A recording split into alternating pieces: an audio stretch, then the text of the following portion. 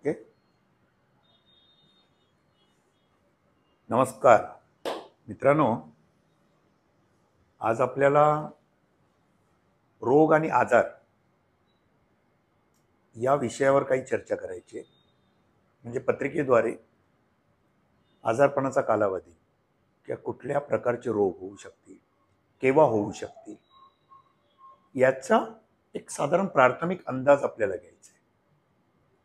प्रत्येकाला आयुष्याच्या मधल्या टप्प्यावर कुठे ना कुठेतरी आजारपण किंवा ऑपरेशन, शस्त्रक्रिया यांना आपल्याला तोंड द्यायचं असतं. पण साधारण हा कालावधी पत्रिकेनुसार केव्हा येऊ शकतो, त्याचं विश्लेषण आजच्या कुंडलीद्वारे करायचं आहे. काही कुंडलीमध्ये पाहायला गेलं तर आपण म्हणतो ना, ह्याचा जन्म झाला आणि जन्म झाल्या झाल्या या जातकाला लगेच काही शारीरिक व्याधीने त्रस्त केलं किंवा शारीरिक व्याधीनं त्याला सामोरं जावं लागलं.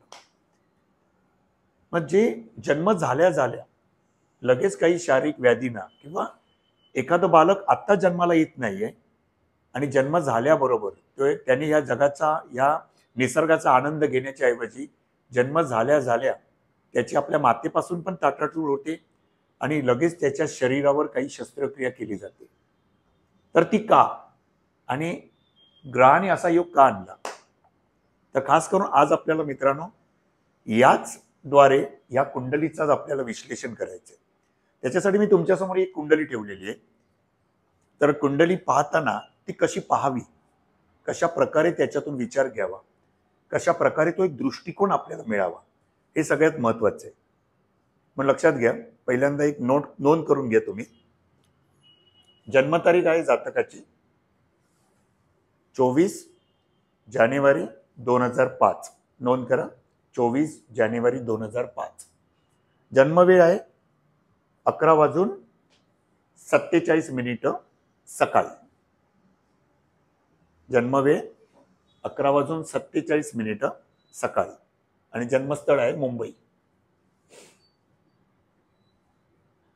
लग्न कुंडली आहे तुमच्या समोर. लग्न कुंडली आहे मेष लग्नाची. मेष लग्न उदित आहे जातकाच्या जन्माच्या वेळेला आणि चंद्र आहे मिथुन राशीमध्ये 27 अंशावर. आता कुंडली नीट बघून घ्या. ज्यावेळी जातकाचा जन्म झालाय 24 जानेवारी 2005 ला, त्यावेळी पूर्व क्षितिजावर मेष लग्न उदित होत होतं. म्हणजे जातकाच्या जन्माच्या वेळेला लग्नाचे अंश आहेत 2 अंश. लग्नाचे अंश किती आहेत? 2 अंश. लग्नस्थानातच राहू आहे. राहू आहे लग्नस्थानात 3 अंशावर. लग्न 2 डिग्रीला उदित आहे. राहू बरोबर लग्न डिग्रीच्या बाजूलाच म्हणजे 3 अंशावर आहे. चंद्र आहे 27 अंशावर मिथुन राशीमध्ये. तिथेच शनी पण आहे 29 डिग्रीवर मिथुन राशीमध्ये, परंतु शनी वक्र अवस्थेमध्ये आहे.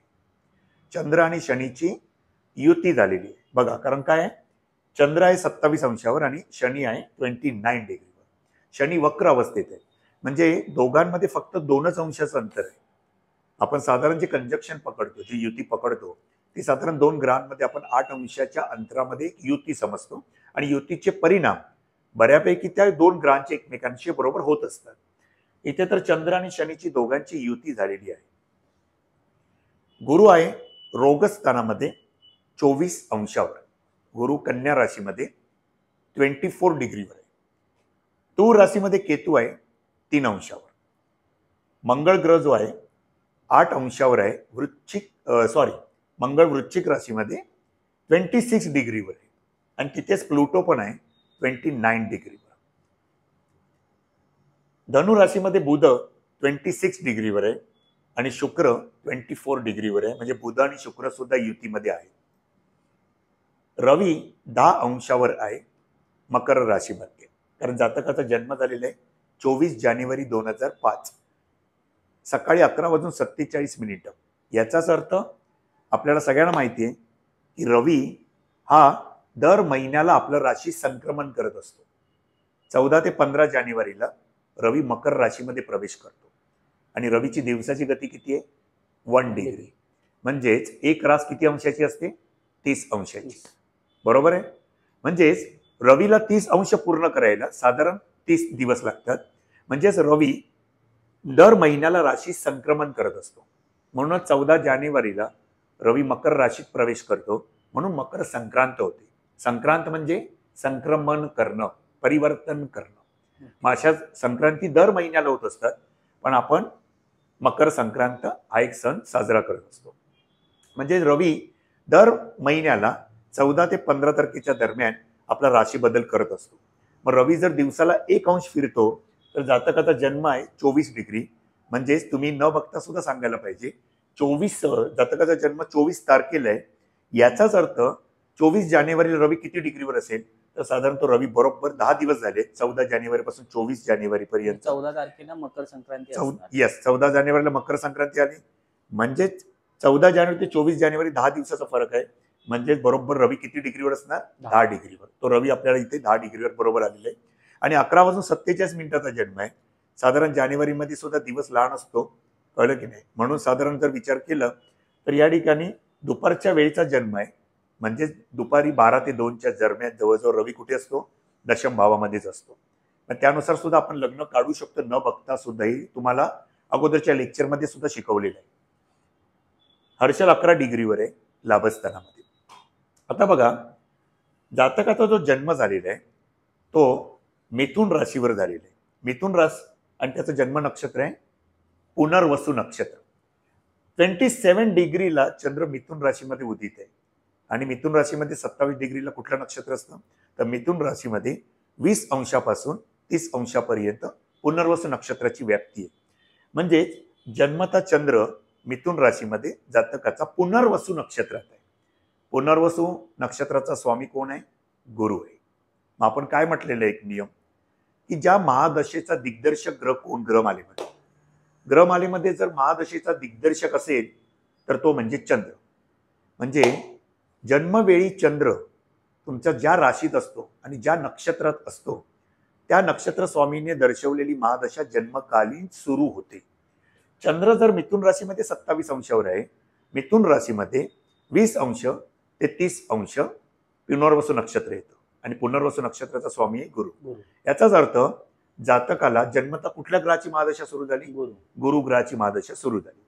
आणि गुरु ग्रह कुठे बसलेले आहे, कन्या राशीमध्ये 6ष्ठ स्थानामध्ये रोगस्थानात बसलेले आहे. हे आहे रोगस्थान. शनी पण आहे 29 डिग्रीवर. म्हणजे शनी पण कुठल्या नक्षत्रामध्ये आहे, पुनर्वसू नक्षत्रातच आहे. गुरु कन्या राशीमध्ये 24 अंशावर आहे. कन्या राशीमध्ये 24 अंशावर म्हणजेच कन्या राशीमध्ये 23 अंश 20 कला ते 30 अंशापर्यंत चित्रा नक्षत्र उदित असतं. गुरु कन्या राशीमध्ये 24 अंशावर आहे, म्हणजेच तो चित्रा नक्षत्रामध्ये. आणि चित्रा नक्षत्राचा स्वामी कोण आहे, चित्रा नक्षत्राचा स्वामी आहे मंगळ. म्हणजे गुरु मंगळाच्या नक्षत्रामध्ये आहे, हे लक्षात घ्या आता. बरोबर आहे. राहू 3 अंशावर आहे, म्हणजेच राहू स्वतः मेष राशीमध्ये अश्विनी नक्षत्र. तर मेष राशीमध्ये प्रारंभीचं नक्षत्र कुठलं असतं, अश्विनी. अश्विनी 0 अंश ते 13 अंश 20 कला अश्विनी नक्षत्र. परंतु लग्न पण किती डिग्रीवर आहे, लग्न पण 2 डिग्रीवर आहे. याचाच अर्थ लग्नाचं पण नक्षत्र काय आहे, अश्विनी नक्षत्रच. पण लक्षात घ्या, आपल्याकडे जी 27 नक्षत्र आहेत त्याच्यापैकी काही नक्षत्र ही गंडांत नक्षत्रामध्ये मोडलेली. मग गंडांत नक्षत्रामध्ये कुठली नक्षत्र आहेत, तर लक्षात घ्या केतू आणि बुधाची नक्षत्र जी आहेत ती गंडांत नक्षत्रामध्ये येतात. का, यस, कारण मेष रास ही राशीचक्रातली प्रारंभीची रास. मेष राशीपासून राशीचक्राला सुरुवात होते. आणि राशीचक्रातली शेवटची रास कुठली आहे, मीन रास. मग 27 नक्षत्र जी आहेत त्याच्यामध्ये सुद्धा अश्विनी नक्षत्र हे 27 नक्षत्रातलं आरंभीचं नक्षत्र. प्रारंभ तिथूनच होते अश्विनी नक्षत्रापासून आणि शेवट कुठे होते, रेवती नक्षत्रामध्ये. याचाच अर्थ मीन रास संपते आणि मग मेष रास सुरू होते. म्हणून मीन राशीमधलं शेवटचं नक्षत्र आहे 27 नक्षत्रात मधलं ते रेवती नक्षत्र. रेवती नक्षत्राचा स्वामी आहे बुध आणि अश्विनी नक्षत्राचा स्वामी आहे केतू. म्हणजेच केतू आणि बुधाची नक्षत्र जर आपण बघितलं, एक मेष रास अग्नितत्वाची रास आणि मीन रास जलतत्वाची रास. मग अशा सर्व अग्नितत्व आणि जलतत्वाच्या राशीच्या जोड्या करा. अग्नितत्वाच्या राशी आहेत मेष, सिंह, धनु. बरोबर आहे. आणि जलतत्वाच्या राशी आहेत कर्क, वृश्चिक, मीन. 4, 8, 12 4, 8, 12 आणि 1, 5, 9. बरोबर आहे.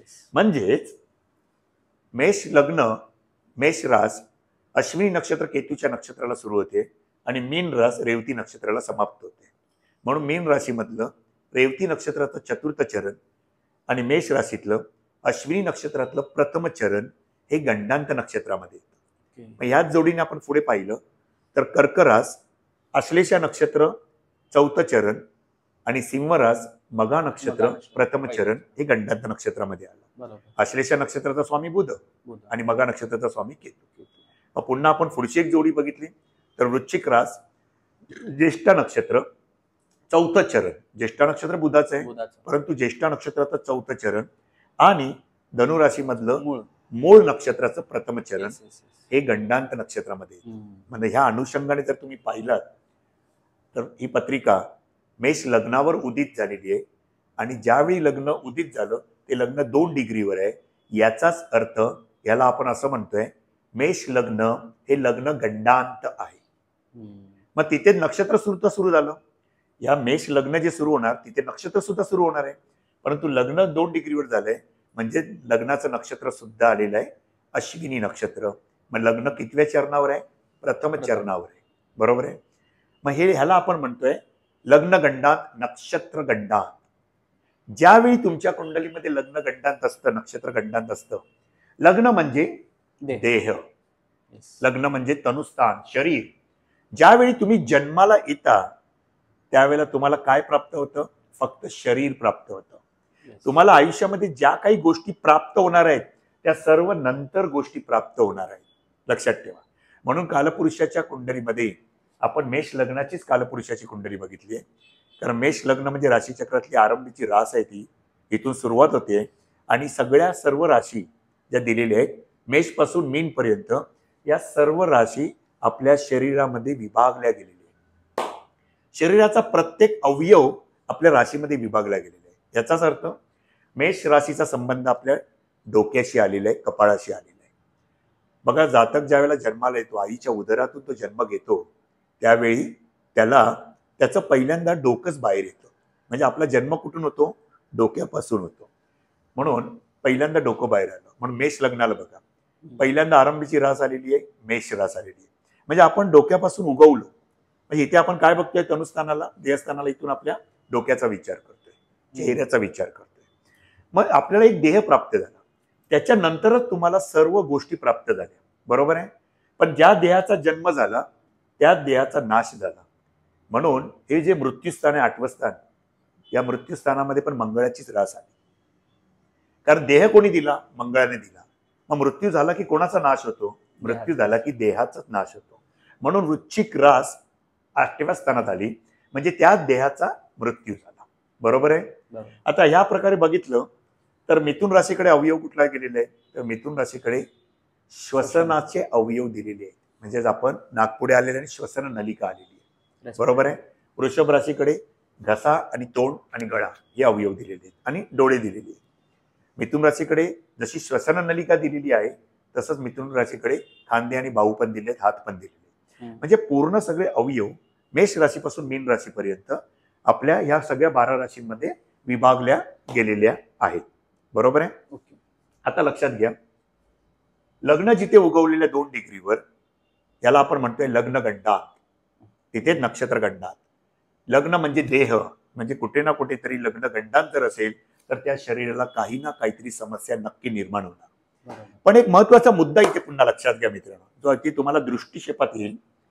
जर तुम्ही पाहिलं तर लग्न 2 डिग्रीवर आहे, तर तिथेच राहू 3 डिग्रीवर उदित आहे. राहू हा पापग्रह मानला जातो की शुभग्रह मानला जातो? राहू आहे पापग्रह आहे. बरोबर आहे. राहू हा जो पापग्रह आहे, लक्षात ठेवा, एक नियम सांगतो, सूत्र सांगतो, ते नेहमी लक्षात घ्या. तुम्ही नेहमी पहिल्यांदा पत्रिका बघताना नेहमी बघा लग्न किती डिग्रीवर उदित आहे, लग्नाचं पण नक्षत्र कुठलं आहे. जसं आपण जन्म नक्षत्र बघतो तसंच तुमच्या लग्नाचा पण नक्षत्र स्वामी कोण आहे, लग्न कुठल्या नक्षत्रावर जन्म झालेला आहे. जर लग्न डिग्रीच्या जवळ, लग्न ज्या डिग्रीवर, ज्या अंशावर उदित होतं आहे त्याच डिग्रीच्या आसपास, जवळ 1 ते 2 अंशाच्या जवळ जर का पापग्रह उदित होत असेल तर असा योग शरीरावर परिणाम करणारा असतो. लक्षात ठेवा. ज्योतिषसूत्र काय म्हणते? की जर का लग्न ज्या डिग्रीवर उदित आहे त्याच डिग्रीच्या जवळ म्हणजे 1 ते 2 अंशावर जर का एखादा पापग्रह उदित होत असेल तर असा ग्रह जातकाच्या देहावर परिणाम करू शकतो. आणि तो केव्हा करेल तर तो त्याच्या दशा अंतर्दशेमध्ये नक्कीच त्याला शारीरिक समस्या देऊ शकतो. मुद्दा कळतोय काय म्हणतोय मी ते? Yes yes. येस. याचाच अर्थ मित्रांनो, लग्न 2 डिग्रीवर आहे तर राहू 3 डिग्रीवर उदित आहे. म्हणजे लग्ना बिंदूच्या बरोबर जवळ राहू उदित आहे आणि राहू आहे पापग्रह आहे. हा एक मुद्दा इथे नोंद करण्यासारखा आहे, म्हणून तो विशिष्ट नोंद म्हणून तिथे करून ठेवा ज्योतिष सूत्रामध्ये, की लग्न बिंदूच्या जवळ एखादा ग्रह पापग्रह जर उदित होत असेल तर असा ग्रह जातकाच्या देहावर विपरीत परिणाम करू शकतो. तो त्याच्या दशा अंतर्दशा विदशेमध्ये नक्कीच जातकाला काही ना काहीतरी त्रास होणार. आता एक पहिला मुद्दा आहे. आता ज्यावेळी हा बालक जन्माला आलेला आहे 24 जानेवारी 2005 ला चंद्र आणि शनी दोघे एकत्र आहेत मिथुन रास आणि पुनर्वसू नक्षत्रावर. या पत्रिकेमध्ये चंद्र आणि शनी यांची युती आहे मिथुन राशीमध्ये. मी आताच तुम्हाला म्हटलं होतं की दशा जी सुरू होते महादशा, दशास्वामी आपल्या आयुष्यावर प्रचंड परिणाम करत असतो. शुभ किंवा अशुभ परिणाम हे तुम्हाला त्या त्या दशेनुसार मिळणार. ज्या वेळेला एखादा दशास्वामी उगवतो, ज्या वेळेला त्या ग्रहाची दशा सुरू होते त्यावेळी खऱ्या अर्थाने तो ग्रह जागृत होतो असं म्हणायला आपल्याला हरकत नाही. तोपर्यंत तो ग्रह तुमच्या वाटेला सुद्धा यायला मागत नाही. आता मित्रांनो लक्षात घ्या, ज्यावेळी या बालकाचा जन्म झाला 24 जानेवारी 2005 रोजी, त्यावेळी बालक चंद्र शनी युतीवर जन्माला आला. अगदी बरोबर युतीमध्ये 27 अंश 29 अंश आणि चंद्र आहे 27 डिग्रीवर. जन्मकालीन महादशा कशी सुरू होते? एखाद्याला दशा जी सुरू होती महादशा, आपण नेहमी म्हणतो आता कुठली महादशा आहे, महादशा कुठली आहे? महादशा स्वामी तुमच्या आयुष्यावर परिणाम करत असतो, तो रूल करत असतो आणि त्याप्रमाणे तो तुम्हाला पत्रिकेमध्ये ज्या काही घटना घडणार आहेत शुभ किंवा अशुभ या घटना तो देऊ शकतो. बरोबर आहे. चंद्र 27 डिग्रीवर आहे, मिथुन राशीमध्ये चंद्र 27 डिग्रीवर, म्हणजेच कुठलं नक्षत्र आलं? पुनर्वसू नक्षत्र. जातक पुनर्वसू नक्षत्रावर जन्माला. पुनर्वसू नक्षत्राचा स्वामी कोण आहे? गुरु आहे. याचाच अर्थ जातकाला जन्मता कुठल्या ग्रहाची महादशा सुरू होणार? जातकाला जन्मता गुरु ग्रहाची महादशा सुरू होणार. गुरु ग्रहाची महादशा विश्वोत्तरी महादशेमध्ये किती वर्ष दिली गुरुला? 16 वर्ष दिली. बरोबर आहे. विश्वोत्तरी महादशेमध्ये गुरुला 16 वर्ष बहाल करण्यात आली. पण मला सांगा विद्यार्थी मित्रांनो, ह्या जातकाला पूर्ण 16 वर्ष महादशा मिळेल का? नाही. या जातकाला पूर्ण 16 वर्ष नाही मिळणार. का? कारण पुनर्वसू नक्षत्राची व्याप्ती मिथुन राशीमध्ये 20 अंशापासून 30 अंशापर्यंत आहे. याचाच अर्थ मिथुन राशीमध्ये त्याचे 3 चरण येतात आणि एक चरण जे आहे पुनर्वसू नक्षत्राचं कर्क राशीमध्ये जातं आणि कर्क राशीमध्ये त्याची व्याप्ती 0 अंश ते 3 अंश 20 कालापर्यंत आहे. बरोबर. हा मिथुन राशीमध्ये 3ऱ्या चरणावर आहे आणि एक चरण अजून बाकी आहे. याचाच अर्थ काय मित्रांनो, जर 4 चरणांमध्ये जर 16 वर्ष आपण विभागले गेले समान, तर प्रत्येक चरणाला 4-4 वर्ष प्राप्त झाली. याच्यापैकी 2 चरण तर भुक्त झालेलेच आहेत, म्हणजे 8 वर्ष गेलेलीच आहेत पुढे. आणि पुन्हा तो 27 अंशावर आहे. 26 अंश 40 कला ते 30 अंश 3रं चरण आहे. हा 27 अंशावर आहे. म्हणजे जवळजवळ विचार केलं तर त्या चरणावरची सुद्धा जर 4 वर्ष केली तर ती 2 वर्ष अजून निघून गेली. याचाच अर्थ 10 वर्ष निघालेली आहे. म्हणजे याला फक्त किती प्राप्त होणार आहे? 6 वर्षाची दशा प्राप्त होणार. म्हणून 24 जानेवारी 2005 पासून 4 डिसेंबर 2011 पर्यंत ही 6 वर्ष जातकाला गुरुची महादशा मिळते. पण आता लक्षात घ्या मित्रा, गुरुची महादशा त्याला 6 वर्षासाठी मिळते, पण जातक पुनर्वसू नक्षत्रावर जन्माला आला आणि या कुंडलीमध्ये लग्नेश मंगळ जो आहे तो 8व्या स्थानात आहे. आता लक्षात घ्या, लग्नस्थानाची भूमिका फार महत्वाची असते. या कुंडलीला लग्नेश कोण झालेलं आहे? मंगळ. जे काही आजार होतील, ज्या काही घटना घडतील त्या कोणाशी संबंधित होणार आहेत? लग्नेशाशी संबंधित. म्हणून पत्रिकेमध्ये तुमचा लग्नेश बलवान असला पाहिजे, लग्नेश सुस्थितीत असला पाहिजे. परंतु या कुंडलीचा लग्नाधिपती मंगळ तो अष्टम भावामध्ये आहे, वृश्चिक राशीमध्ये 26 डिग्रीवर. मंगळ किती डिग्रीवर आहे मित्रांनो? 26 डिग्रीवर. वृश्चिक राशीमध्ये मंगळ 26 डिग्रीवर, म्हणजे तो कुठल्या नक्षत्रामध्ये आहे? तर वृश्चिक राशीमध्ये 0 अंश ते 3 अंश 20 कला विशाखा नक्षत्र येतं 3 अंश 20 कला ते 16 अंश 40 कला अनुराधा नक्षत्र येतं आणि 16 अंश 40 कला ते 30 अंश ज्येष्ठा नक्षत्र येतं. पण मगाशीच मी तुम्हाला सांगितलं काही नक्षत्र गंडांत नक्षत्रामध्ये येतात, त्यापैकी वृश्चिक राशीमध्ये ज्येष्ठा नक्षत्र गंडांत नक्षत्रामध्ये येतं.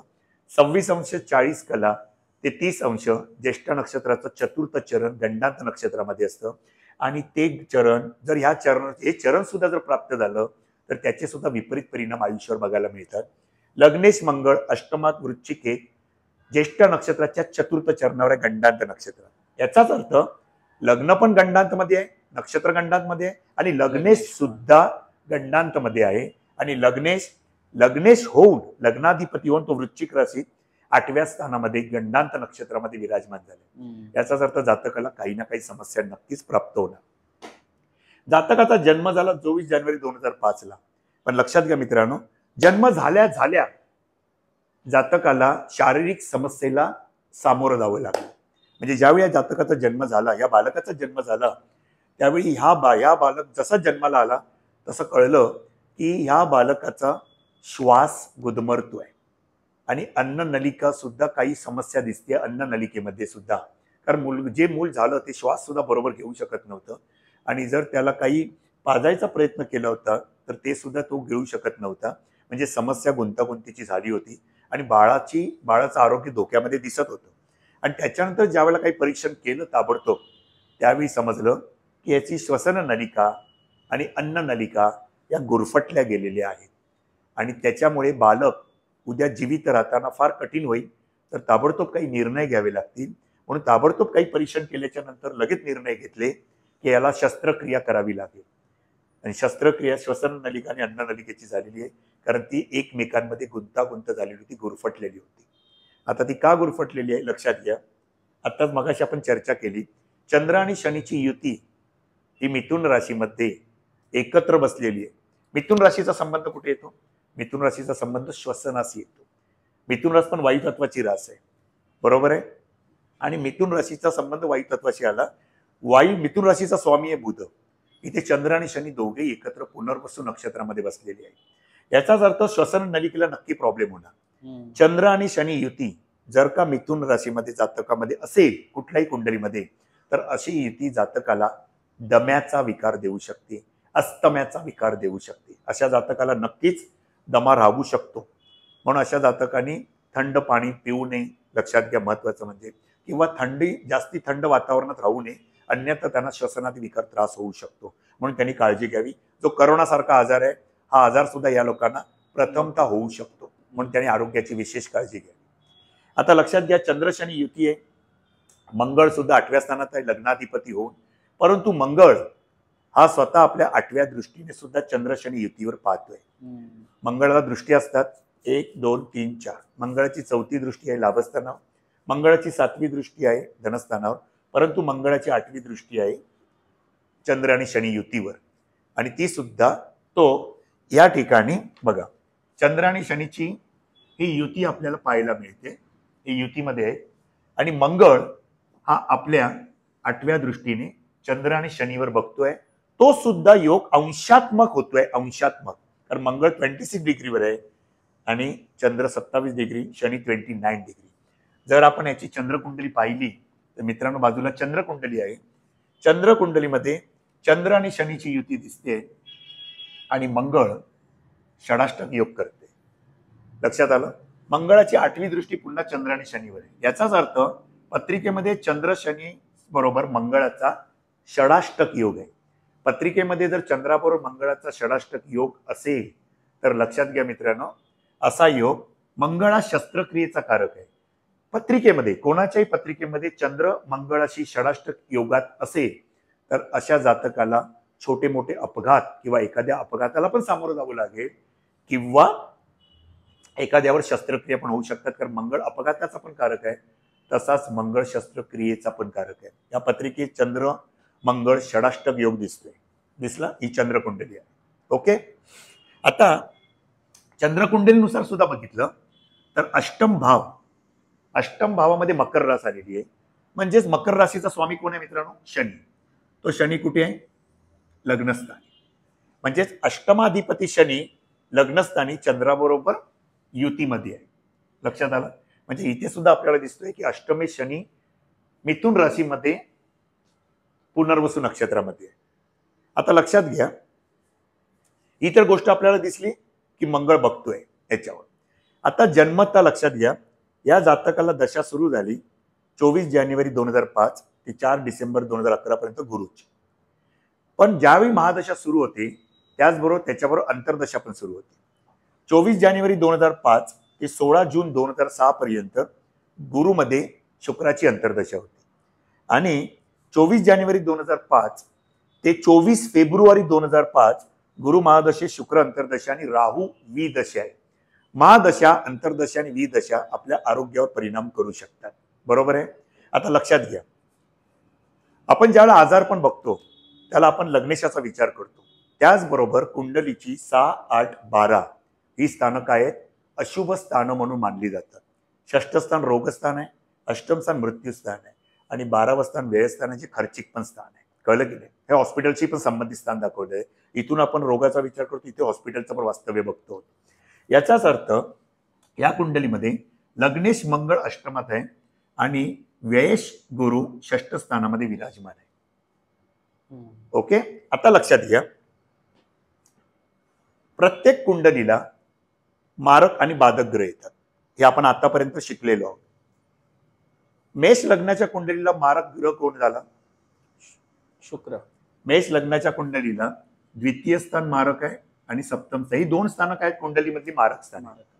द्वितीय आणि सप्तम ही दोन्ही स्थानं मारक स्थान आहेत. आणि चर लग्नाच्या कुंडलीला लाभस्थान बाधक स्थान म्हटलेलं आहे. चर लग्न कुठली आहेत? मेष, कर्क, तुळ आणि मकर. म्हणजे चर लग्नाला लाभस्थान बाधक असतं. चर लग्न मेष, कर्क, तुळ आणि मकर. स्थिर लग्न जे आहेत ती वृषभ, सिंह, वृश्चिक आणि कुंभ. या स्थिर लग्नाला नवम स्थान बाधक असतं. आणि जी द्विस्वभाव लग्न आहेत, मिथुन लग्न, कन्या लग्न आणि धनु लग्न, मीन लग्न, यांना सप्तम स्थान बाधक होतं. म्हणजेच द्विस्वभाव लग्नाला सप्तम स्थान मारक पण होतं आणि ते बाधक पण होतं.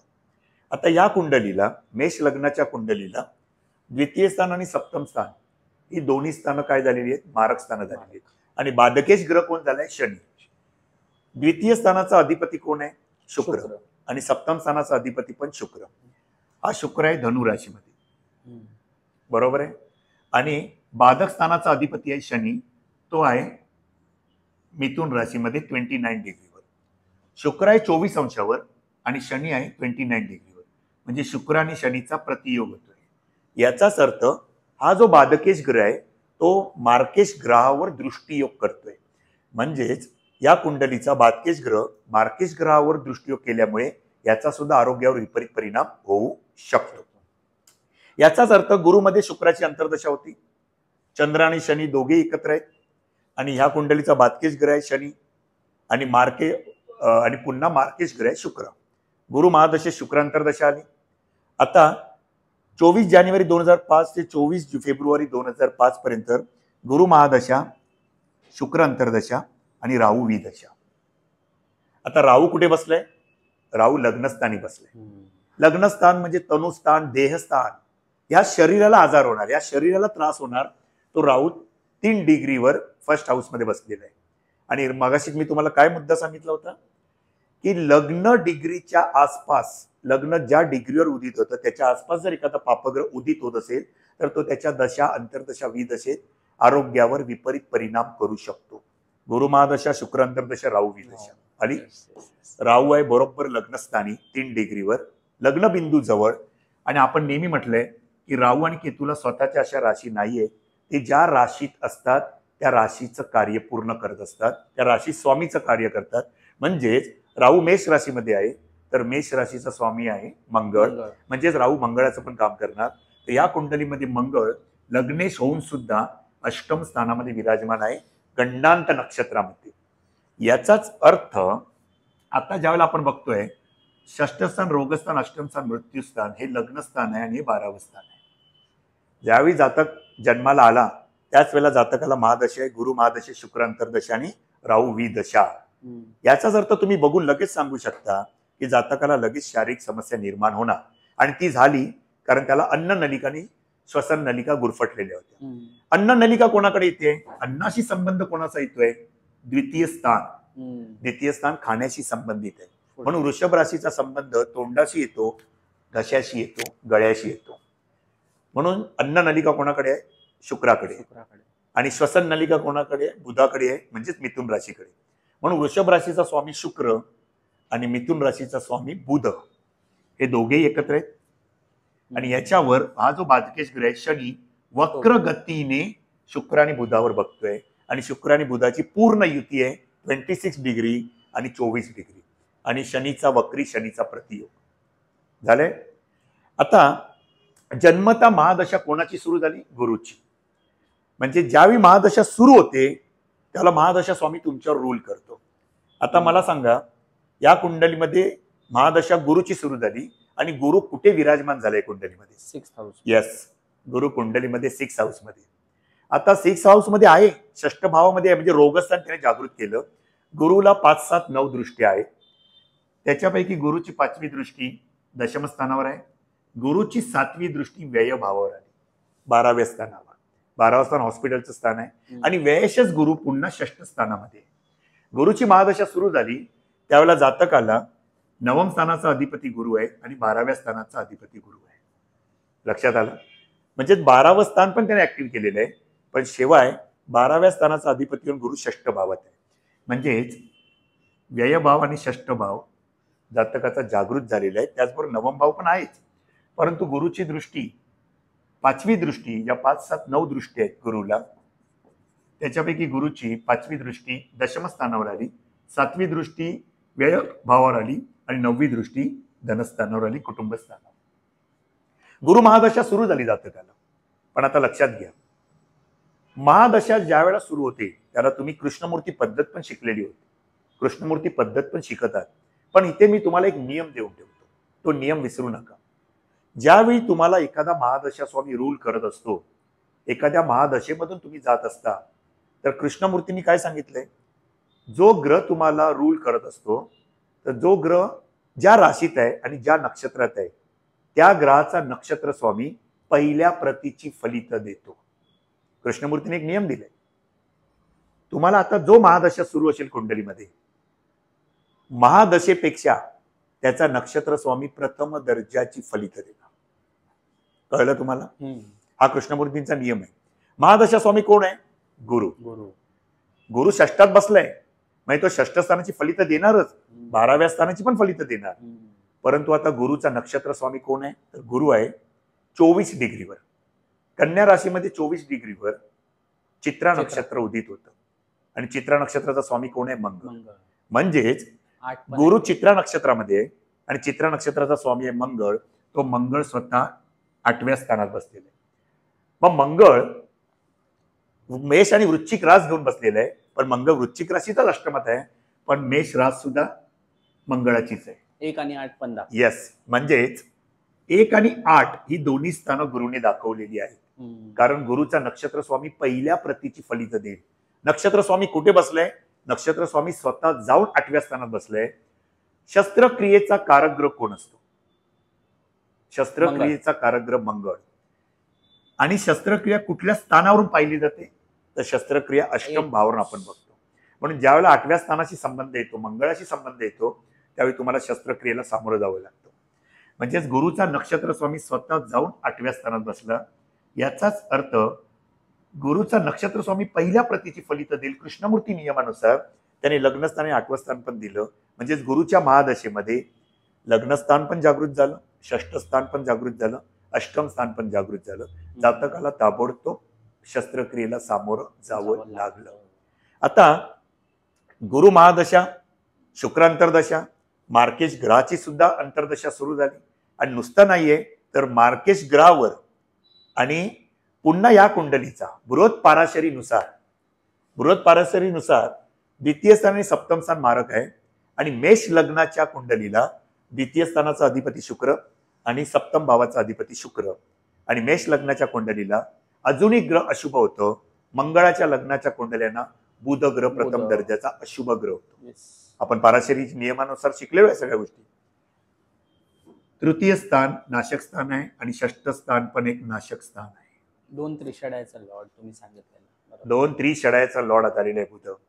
याचाच अर्थ मंगळाची लग्न जे आहेत मेष लग्न आणि वृश्चिक लग्न यांना बुध अशुभ होतो, मग बुधाच्या लग्नाला मंगळ अशुभ होतो.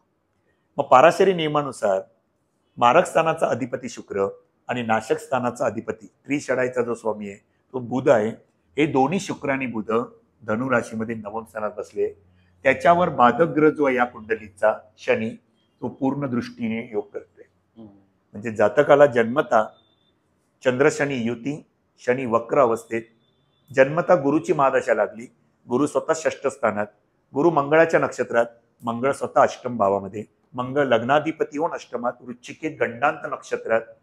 म्हणून जातकाला श्वसन नलिका आणि अन्न नलिका म्हणजेच वृषभ राशीकडे अन्न नलिका आली शुक्र आणि श्वसन नलिका मिथुन राशीकडे आली बुध.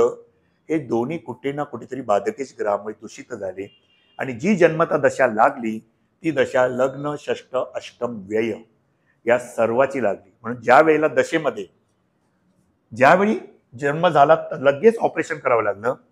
गुरु महादशा, शुक्र अंतर्दशा, राहू विदशा ही निर्णायक घटक ठरली. राहू विदशा होती 24 जानेवारी 2005 जन्मापासून लगेच काही 24 फेब्रुवारी 2005 पर्यंत, म्हणजेच 1 महिन्यासाठी जो कालावधी होता तो गुरु शुक्र रवी, गुरु राहू शुक्र आणि राहू. आणि म्हणून या ठिकाणी जातकाला लग्न षष्ठ अष्टम व्यय सगळंच एका वेळेला ऑपरेट झालं. आणि या जातकाला म्हणजे या बालकाला जन्म झाल्याबरोबर त्याच्या आईचं, आपण ज्याला म्हणतो की जन्म झाल्याबरोबर पहिल्यांदा मूल आपल्या मुलाला स्तनपान करते, कळलं की नाही. म्हणून चंद्र आणि शनी जर का युती असते त्याला आपण काय म्हटलंय, मातेचा कारक ग्रह कोण?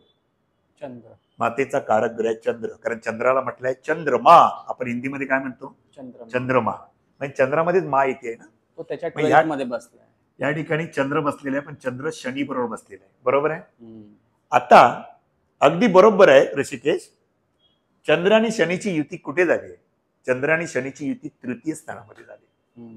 मित्रांनो लक्षात घ्या, चतुर्थ स्थान हे मातेचं स्थान आहे. इथून आपण आपल्या मातेचा विचार केला आणि मातेचा कारक ग्रह कोण आहे? चंद्र. म्हणून कर्क रास चंद्राची आहे, म्हणून चंद्र मातेचा कारक असं म्हटलेलं आहे. मग मातेचं सौख्य हे आपलं सुखस्थान आहे, पण मातेचं सुख प्राप्त होणं हे आपण कुठे बघतोय? चतुर्थ स्थानावरून बघतोय. आणि मातेचा कारक ग्रह म्हणजे चतुर्थ स्थान चतुर्थेश आणि चंद्र यावरून आपण आपल्या मातेचा विचार करतो. परंतु या ठिकाणी चतुर्थ स्थानाचा अधिपती चंद्र आहे आणि हा चंद्र स्वतः तृतीय स्थान शनियुक्त बसलेला आहे. तृतीय स्थानामध्ये शनियुक्त बसलाय. याचाच अर्थ चतुर्थेश तृतीयात गेलेलं आहे. लक्षात घ्या मित्रांनो, चंद्र शनियुक्त आहे. चंद्र शनीची युती बरोबर नाही का? कारण चंद्राचा शनी शत्रू आहे, शनीचा चंद्र शत्रू आहे. कारण 7.5 कोणाला लागते? 7.5 चंद्रालाच लागते. आणि म्हणून जन्मतः हा एक मूल 7.5 मध्येच जन्माला आला, बरोबर आहे. आणि चतुर्थ स्थानाचा अधिपती चंद्र तो तृतीय भावामध्ये विराजमान झाला. पत्रिकेमध्ये ज्यावेळी एखादा ग्रह ज्या स्थानाचा अधिपती हो त्याच्या पाठच्या स्थानात जातो त्यावेळी त्याच्या पुढच्या स्थानाबद्दल व्यय निर्माण करतो. मग तो कुठल्याही स्थानाबद्दल असून ते लक्षात घ्या. हे ज्योतिष सूत्र नेहमी लक्षात ठेवा. एखाद्या स्थानाचा अधिपती होऊन एखादा भावेश ग्रह जर तो पुन्हा त्याच्या व्ययात गेला तर त्याच्या पुढच्या स्थानामध्ये न्यूनता निर्माण करतो. याचाच अर्थ चतुर्थ भाव कर्क रास मातेचं स्थान, तो अधिपती चंद्र तृतीय स्थानामध्ये शनियुक्त बसलेला आहे आणि शनी वक्रगतीमध्ये. याचाच अर्थ मातेच्या सुखामध्ये शनी व्यत्यय आणणार, विलंब आणणार, अडचण आणणार. जन्म झाल्याबरोबर मुलाला स्तनपान व्हायला पाहिजे आणि दुधाचा कारकग्रह पण चंद्र आहे, परंतु शनियुक्त असल्यामुळे शनी कुठली गोष्ट आकुंचन करतो.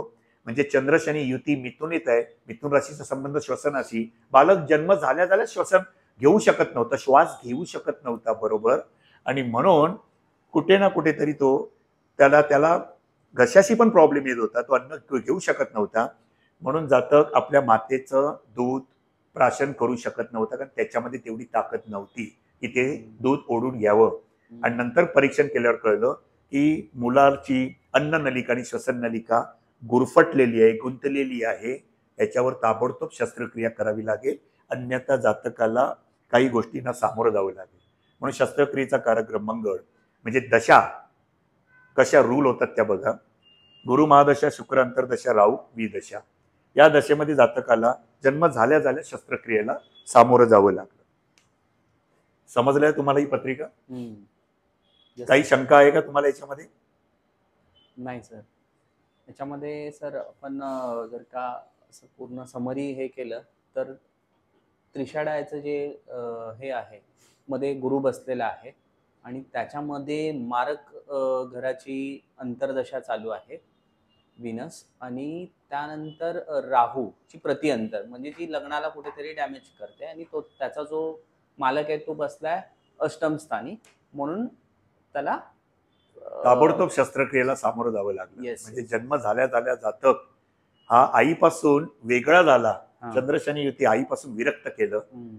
आणि त्याच्यानंतर बालक जवळजवळ शस्त्रक्रिया केल्यावर सुद्धा 3 महिने तो एका बाजूलाच होता. माता फक्त त्याला जाऊन बघत होती, पण माता त्याला जाऊन जवळ घेऊ शकत नव्हती, स्तनपान करू शकत नव्हती. म्हणून चंद्रशनी युती मातेच्या सुखामध्ये व्यत्यय निर्माण करते, जे आपल्याला समोरासमोर पत्रिकेमध्ये दिसते. बरोबर. लक्षात आलं? बरोबर. पण या कुंडलीमध्ये महत्वाचे पॉइंट काय होते की एक तर लग्न गणना, नक्षत्र गणना, लग्नाच्या जग्न ज्या डिग्रीवर उदित होतं त्या डिग्रीवर एखादा पापग्रह उदित होता, म्हणून त्याच्याच दशेमध्ये लगेच काही ना काही समस्या जातकाला निर्माण झाली. राहू ज्या राशीत बसलाय त्याचा स्वामी मंगळ अष्टम स्थानामध्ये ज्येष्ठा नक्षत्राच्या चतुर्थ चरणावर, म्हणजे लग्नेश पण अष्टमात गंडांत नक्षत्रात आहे. लग्नेश अष्टमात नसावा, कारण लग्नेश अष्टमात नसावा म्हणजे का, कारण अष्टम स्थान हे मृत्यूस्थान असं म्हटलेलं आहे, आणि लग्नस्थान म्हणजे आयुस्थान, इथे आयुर्मानाचा विचार करतो.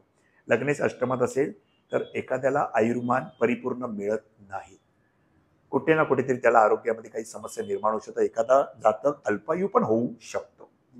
लक्षात आलं? आणि शिवाय तो बुधाच्या नक्षत्रामध्ये, आणि मंगळ पुन्हा या कुंडलीमध्ये मंगळ जो अशुभ बुध झालेला आहे, जो त्रिषडाचा स्वामी आहे, जो तृतीय स्थान आणि षष्ठ स्थानाचा अधिपती बुध आहे, त्याच्यावर पण मंगळ बघतोय.